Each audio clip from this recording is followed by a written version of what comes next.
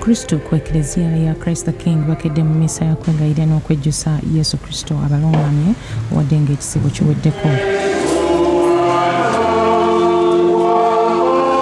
Bwana mukulu w'ekifo kino Monsignor Gerard Kalumba ategeezezza nti Abakristo batandise okusaba ennaku endala 8 ez'okwewaayo eziyitibwa Days of Octave era nga zino zikuzibwa mangu ddala ng'amazuukira gakaggwa. Ekigambo ekikulu si kwekuza naye ekigambo ekikulu nti bitegeeza ki mu bulamu bwaffe, bitukyusa bitya, bituwa tutya amaanyi agakola ebisaanidde okukolebwa nga tuli mu nsi muno, ng'amaanyi ge tukozesa siga ku nsi kuno wabula tukozesa amaanyi aga Kristo eyava mu ttaka n'ayambuka ewa Kitaawe, ge maanyi ge tuba tukozesa.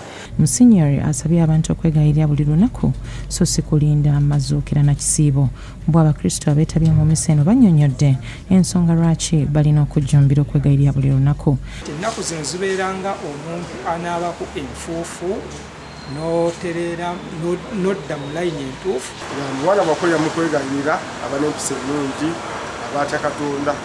Ate okuvaako ku Eklezia ya Kaloli Lwangegaba Parish, misa ey'okubatiza ekulembeddwamu Father Reverend Kibirige John Mary ng'ali wamu ne bwana mukulu w'ekifo Reverend Charles Sengendo ne Expedito Musoke. Yeetabiddwamu Abakristo bangi era nga mu kubuulira Father Kibirige alabudde abantu ku nguzi okulimba n'akubiriza Abakristo okwatula okukkiriza kwa Kristo n'okubeera abeerufu okusobola okufuna emirembe. Waliwo abamu n'obulimba bwebajja buli kiro n'okutulira olinga ate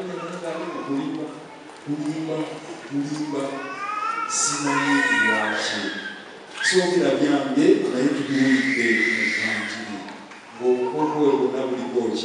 mu misa eno babatirizaamu abaana 6 era nga bakubiriza abazadde b'abaana bano n'abajulira okwewala okutwala abaana mu masabo n'ebifo ebirala ebibi.